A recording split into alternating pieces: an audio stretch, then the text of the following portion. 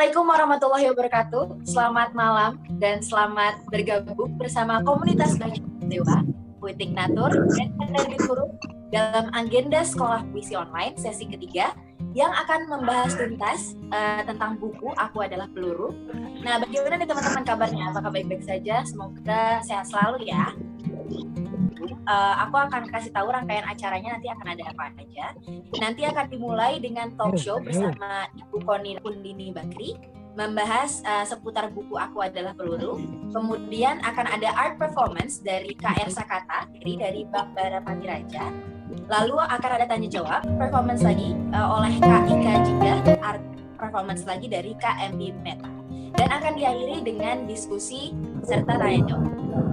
Nah, setelah ini kita akan langsung aja masuk ke inti acara, yakni pemaparan materi atau talk show bersama Ibu Koni Rahakundini yang lahir di Bandung, Jawa Barat, tanggal 3 November. Beliau adalah seorang akademikus dan pengamat bidang militer dan pertahanan keamanan kebangsaan Indonesia. Ia mendapatkan gelar doktor di bidang politik dari Universitas Indonesia dan menjadi dosen di Universitas Pertahanan Indonesia. Ketika kecil, Ibu Koni pernah bermimpi bisa merakit sebuah kekuatan bertenaga nuklir dan menjadi seorang pilot, dan kemudian bermimpi juga menerbangkan pesawat tempur. Nah, langsung aja kita sambut dengan meriah Ibu Koni Rahakundini Bakri. Kalau belum pernah lihat bukunya, ini buku Aku Adalah Peluru, ya kan?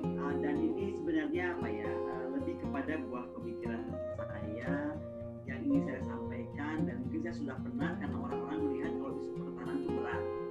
Isu pertahanan itu ada bikin pusing kepala kita. Isu pertahanan itu bukan kayak bisnis deh. Saat mencoba mengkomunikasikan ini kepada generasi muda, seolah-olah ya tadi ada batasan gitu. Maka suatu hari saya bertemu Kakak Bara di suatu kesempatan dengan Pak Radar Pancadhana. Saya kenal Pak Bara itu di tempatnya Mas Radar Pancadhana, dan saya lihat Mas Bara ini menarik ya. Saya suka tutur katanya, saya suka kosa-kosa kata yang dipakai. Nah, dari 2-3 kali pertemuan dengan Kakak Bara, saya merasa Kakak Bara tuh dalam gitu, orang yang bisa melihat apa yang tersirat even oleh yang saya tersirat oleh saya. Jadi kita mulai berdiskusi gitu, 1-2 hari gitu sama-sama. Lalu datanglah ide buku ini. Kakak Bara, coba aku pengen bikin buku pemikiran aku, ya kan, harapan, mimpi, dan bukan cuma itu, tapi sisi manusianya juga. Tapi Kakak Bara harus menyampaikannya dengan bahasa yang lebih membumi, yaitu bahasa sastra, sehingga tadi masuknya lebih enak. Kalau ditanya sebenarnya kenapa buku ini genrenya agak lain ya, dibilang buku biografi, ya mungkin biografi karena ada sedikit kisah tadi seperti Kakak Muda sampaikan, dari mulai saya lahir, bagaimana saya bergelut dengan dunia nuklir, kemudian dunia ibu saya yang agak lain gitu. Bayangkan dari yang sangat fisika teknik, yaitu reaktor nuklir, saya juga punya ibu yang sisinya ajaib, yaitu punya sisi indigo atau sisi cenayang gitu. Jadi my mom itu adalah seorang yang mampu melihat orang lain atau masa depan orang. Jadi saya hidup di antara dunia itu, satu hal mesti real, satu hal saya ada di dunia sana. Dengan dunia maritim, utamanya sejak Presiden Jokowi mencanangkan negara Indonesia menjadi negara poros maritim dunia, saya melihat kita nggak seperti Cina ya. Cina itu ketika ditargetkan harus apa, maka spirit Dago itu muncul. Dago itu spirit negara pemenang, spirit negara yang mampu mewujudkan impiannya. Itu ada, di kita enggak. Padahal sejarah Indonesia itu secara maritim sangat panjang. Itu saya tuliskan di buku saya itu di halaman 14 kalau nggak salah. Saya sampaikan Sriwijaya itu 1000 tahun ya. Terus yang Indonesia Timur ini menarik, orang nggak banyak tahu. Ternate Tidore itu 859 tahun. Terus Goa itu 625 tahun, Kediri sampai 596 tahun, dan lain-lain. Pontianak atau Perlak itu juga Perlak 183 tahun, Pontianak itu 177 tahun.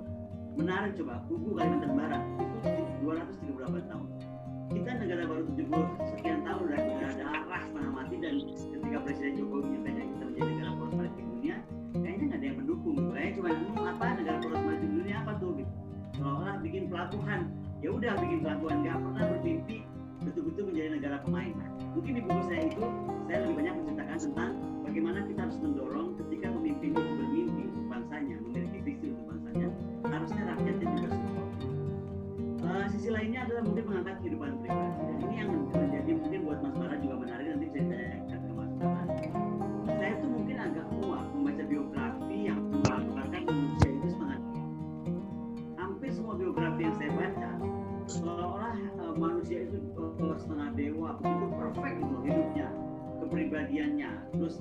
babak sejarah pencapaian hidup tahapan kehidupannya, kayaknya nggak ada cara-cara kayak gitu semua. Sementara saya pikir ada nggak ya manusia setengah dewa seperti itu? Tapi saya pikir lebih banyak yang tidak setengah dewa, dan mungkin saya adalah manusia yang tidak setengah dewa. Jadi saya mencoba mengekspresikan itu bahwa tidak semua hal di dunia ini adalah sempurna yang seharusnya atau di-expect oleh orang. Banyak hal tidak sempurnanya. Kemudian mungkin saya mau bilang bahwa begini, ketika kita gagal, ini penting dalam kehidupan saya, mungkin gagal itu karena saya salah memutuskan sesuatu. Tetapi begini, tidak juga bahwa seseorang ketika memutuskan sebuah pilihan yang salah atau jalannya full choices, kemudian kita nggak boleh juga menganggap kita itu telah wasting our life atau telah menyia-nyiakan hidup kita. Karena banyak hal orang mungkin gini, dari mulai pilihan melangkah kepada sebuah hubungan, baik hubungan persahabatan, hubungan suami istri, hubungan pacaran atau pertemanan yang akhirnya tuh toxic gitu. Itu juga adalah sebuah choices yang buruk. Kemudian juga ada orang yang addicted kepada drugs, kepada apa. Kemudian ada juga yang selalu berpindah-pindah pekerjaan karena merasa hidupnya itu selalu tidak fulfilled. Dan akhirnya semuanya itu ketika dia sadari merasa aduh I've been wasted my time. Seolah-olah membuang waktu 7 tahun lah, 5 tahun lah, 3 tahun, berapa tahun lah dengan kegagalan itu. Padahal menurut saya sebuah pengalaman, experience, mau itu baik, mau itu buruk, itu sebenarnya mendepositokan sesuatu kepada diri kita. Mungkin nggak secara luar, tapi secara batiniah kita. Dan itu adalah bagaimana sebenarnya semua tantangan yang kita hadapi dalam hidup itu mempertajam kita menjadi manusia hari ini. Nah, ini harus saya sampaikan karena saya tuh kebetulan punya murid saya yang sangat pintar, perempuan, dan saya sangat bangga sama dia.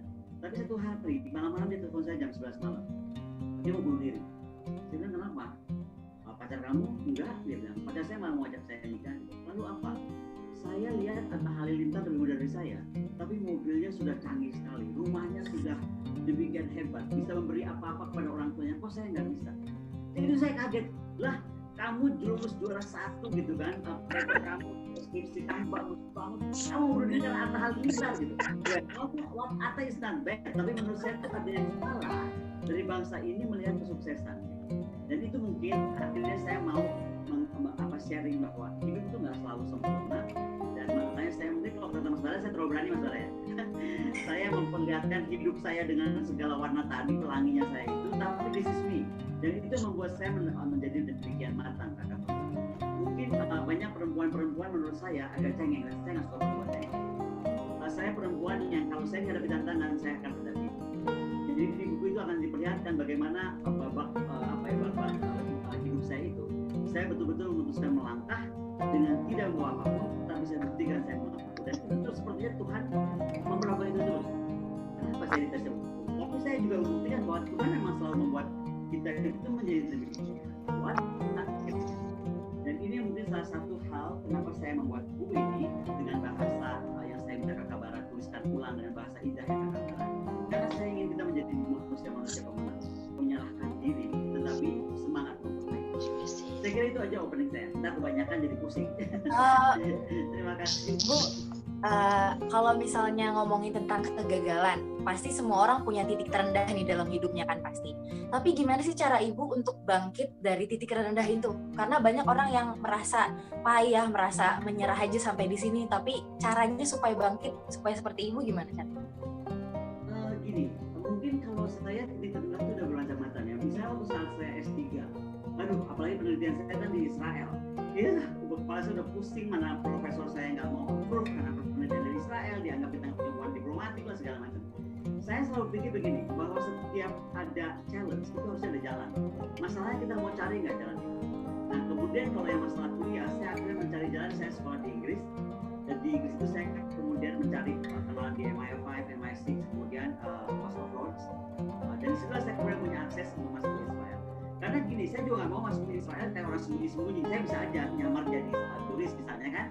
Tapi kan penelitian saya jadinya nggak matang. Saya pengen masuk di institut yang terlibat dalam riset tentang security and defense. Jadi akhirnya saya sekolah di Birmingham University. Jadi saya kayak semacam sandwich juga ya. Kemudian akhirnya saya buka jalur itu. Nah, saya ingat waktu saya mau berangkat, Mbak Moza, saya dipanggil Menhan. Waktu itu Pak Menhannya adalah Pak Yono Sudarsono. Dia bilang gini, Mbak Koni nggak mungkin berangkat, kita nggak punya hubungan diplomatik. Dan saat itu saya masih istri bintang 3 aktif. Jadi itu lebih parah lagi, Mbak. Bayangkan istri bintang 3 ada di negara yang nggak ada antah berantah hubungannya. Tapi saya bilang Pak Yono ini mesti bisa. Karena passion saya ke sana, saya nggak mau ditukar tiba-tiba penelitian saya pindah ke Singapura gitu atau ke Amerika. Saya nggak mau, saya pengen Israel. Dan kenapa Israel? Karena saya tuh melihat negara ini cuma 1/1000 Indonesia, tapi demikian powerful. Jadi itu yang semangat saya. Dan akhirnya saya bisa. Nah, saya ingat banget Pak Yono ngomong gini, oke, sampai sana jangan pernah bilang Mbak di Israel ya. Nanti orang banyak resistensi gitu. Aduh, ini ngomongin defense di Israel pula. Dan kita orangnya seolah-olah anti Israel. Di kita ini ada bayangan yang saya nggak tahu kenapa ada seolah-olah Israel udah antinya duluan gitu. Oh, yang saya bilang oke lah, yang penting saya diizinkan berangkat. Tapi ketika berangkat, besoknya saya menulis di media opini. Saya ingat opini saya di media Indonesia. Dan saya menceritakan saya sedang di Israel, saya sedang meneliti di INSS, bahwa saya kebanggaan bisa masuk INSS itu menjadi fellow riset. Dan Pak Yono kaget. Kenapa kamu bikin itu? Saya bilang, tahu nggak Pak, masalah bangsa ini apa yang terbesar? Munafik. Nggak pernah mengatakan sebuah kebenaran. Dan itu yang saya pilih. Mungkin nggak populer, mungkin saya banyak yang nganggap saya Mossad lah, apalah, ya oke. itu nggak apa-apa juga. Tapi yang penting kan saya bukan Mossad, dan kemudian saya buktikan saya bisa selesaikan disertasi saya dengan santai. Jadi dengan mimpi yang sama tapi dengan jalan yang berbeda mungkin ya, Bu ya. Ya, tapi mungkin itu tentang sebuah tantangan dalam hidup sekolah ya. Mungkin yang paling berat dalam hidup saya yang bikin saya mau mati sih Mbak Moza. Saya orang yang gampang patah. Tapi ketika satu kali itu saya mau bunuh diri beneran. Aku nggak bohong, ini aku ngomong apa adanya. Gitu. Tapi akhirnya mungkin titik terendah itu kita harus mikir begini bahwa hidup itu sebenarnya kan indah sekali. Kalau saya mati saya nggak bisa hidup lagi gitu. Kecuali saya bisa udah ternyata mati kayak saya hidup lagi mungkin itu bisa saya lakukan. Tapi di titik nadir itu saya pikir kenapa ya saya mesti mati gitu loh. Rasanya ini hidup harus ada yang bisa saya bikin sebelum itu aja mungkin. Jadi di titik lemah itu kita berpikir sesuatu yang kita melihat ternyata Tuhan itu memberkati kita sesuatu yang mungkin kita harus pergunakan, yaitu kehidupan itu sendiri. Itu aja Mbak. Jadi bukan bawa baper nggak boleh baper. Jadi kita baper lagi di pikiran kita, oke, kita mesti kembali normal. Kayaknya di generasi milenial masih jarang deh Bu yang nggak baper. Banyakan yang baper, yang galau, yang kebanyakan mikirin masa depan, akhirnya menyerah. Kayaknya banyak yang kayak gitu. Makanya dengan pemaparan tadi Ibu yang bilang, banyak jadinya teman-teman mungkin yang jadi berpikir kalau hidupnya sebenarnya berarti. Jadi harus tetap bertahan gitu ya. Mbak Moza, orang kan sering ngomong gini, di Quran itu sering dibilang bahwa kita tuh mesti bersyukur. Apa sih bersyukur gitu? Saya tuh waktu kecil apa sih bersyukur gitu? Karena hidup tuh gifted gitu kan, seolah-olah semua tuh mudah didapat. Tapi ketika kita renungkan, sebenarnya betul bahwa kita masih bisa bernafas, masih bisa bicara, masih bisa sharing dengan begitu banyak kawan-kawan di sini, adik-adik semua atau kakak-kakak semua. Itu ternyata menarik, Pak. Jadi banyak hal yang kita mungkin nggak artikan sesuatu, tapi itu bisa berarti buat orang. Seperti saya banyak ketemu orang, Mbak. Kadang-kadang saya melihat belajar tuh bukan dari universitas, dari kampus. Kadang saya melihat kekuatan hidup itu di orang-orang jalanan. Makanya kalau ada lihat saya tuh teman saya tuh aneh-aneh. Saya mulai preman sampai preman-premannya, Mbak. Sampai siapa? Tinggi negara, hayo siapa yang bisa berteman. Tapi saya buktikan bahwa kita mesti berteman dengan siapa aja, termasuk anak kecil. Kadang-kadang sebuah kebijakan itu kita nggak dapat dari orang dewasa. Saya kalau nyari sebuah kata-kata wise, kadang-kadang saya nggak datengin ustadz gitu. Saya nggak tiba datengin ustadz, Mbak. Saya kadang-kadang jalan aja, saya ketemu pasti nggak tahu ucapan sama anak-anak kecil atau apa. Jadi kita bisa belajar kapan aja, di mana saja, dengan siapa saja itu. Baik. Nah, tapi kita balik lagi ke buku Aku Adalah Peluru. Ini ceritanya awal kolaborasi bersama Bang Bara ini dari mana sih? Kok bisa bertemu lalu bikin buku? Itu gimana sih ceritanya? Mungkin bisa diceritakan. Tadi tempatnya Mas Radar, Pancadahana, saya bicara dari aspek pertahanan. Saya melihat Kakak Bara cara dia membawakan acara waktu itu, kemudian pada saat beliau datangi saya, kemudian berinteraksi, saya lihat Mas Bara itu orang dalam. Itu kan kalau kita sering bicara sama orang, by certain things kita udah tahu nih orang dalam gitu. Jadi nyambung gitu, kalau chemistry-nya udah jalan. Nah, kemudian dari kenapa Maka Moza? Frekuensi gitu ya. Nah, frekuensi. Kemudian ya itu Kakak Bara, saya ajak ke kediaman, terus saya bilang, Kak Bara, ini aku loh. Jadi aku izinkan Kakak lihat aku gitu loh. Ya udah, terus tahu-tahu nyambung aja. Dan dia kayaknya betul-betul bisa mengambil apa yang aku maksudkan gitu dari itu yang aku sampaikan. Saya orang yang keberapa Mam yang menawarin autobiografinya? Udah banyak. Sama termasuk penulis bukunya Presiden Jokowi juga apa segala. Tapi saya nggak pernah tertarik karena saya pikir saya nggak mau dianggap tadi yang autobiografi itu dianggap seperti kita itu manusia setengah dewa, itu saya nggak mau. Karena kayaknya jadi fake. Saya nggak suka sesuatu yang fake gitu. Jadi menurut saya Kakak Bara mampu melakukan itu. Dia cuma nanya sekali, Mam, are you sure ini dibuka gitu? Karena kan kalau baca bukunya seru banget sebenarnya, ada babak-babak yang agak heboh, ya kan? Kontroversi lah kalau bisa dibilang. Tapi Kakak Bara cuma nanya, mau dibuka beneran nggak? Buka aja, kenapa? Saya kan manusia. Kalau saya pernah melakukan sebuah kesalahan atau pilihan yang salah, well I'm human. Kalau saya nggak pernah melakukan itu, justru mungkin saya bukan manusia, alien kali. Yang satu. Itulah yang saya tulis di pengantar ya, Kakak Mausa. Bahwa ada satu ucapan dari Ibu Koni, bahwa Kakak Bara tulis aja semuanya. Segala peristiwa sudah telah terjadi di atas panggung sehingga layar telah ditutup, maka tidak penting lagi apa komentar penonton. Berarti Bu Koni bener-bener ini banget ya, sesuai dengan kejadian nyata tanpa ada yang ditutupi. Kan banyak orang yang takut sama aibnya atau takut sama kejadian-kejadian yang sebenarnya orang nggak usah tahu gitu. Maksudnya orang banyak yang jaga image, banyak orang yang fake. Tapi Bu Koni lebih kayak memberikan fakta yang ada gitu ya, berarti. Ya, yang ditulis di dalam Aku Adalah Peluru dikemas dalam bahasa sastra, pembaca pasti akan melayang di antara dua dunia pada waktu yang bersamaan. Ini fakta apa fiksi? Di perjalanan Ibu Koni menurut saya kisah-kisahnya tuh justru ada satu kata kunci yang saya sebutkan dengan istilah nasionalisme cinta ya. Kebayang nggak sih kamu bertengkar sama suami sambil bakar-bakar bendera gitu? Hah? Nggak kebayang. Out of the box itu. Saya itu married dengan Dubes Brunei.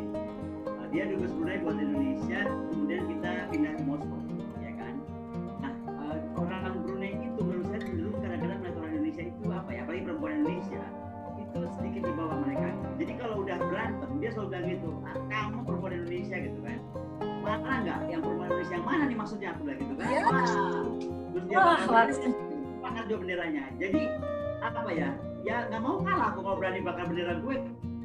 Bendera gue harus dibakar. Jadi itulah kehebohan semacam itu terjadi gitu. Mau ditutupin ya memang terjadi, kenapa mesti ditutupin gitu.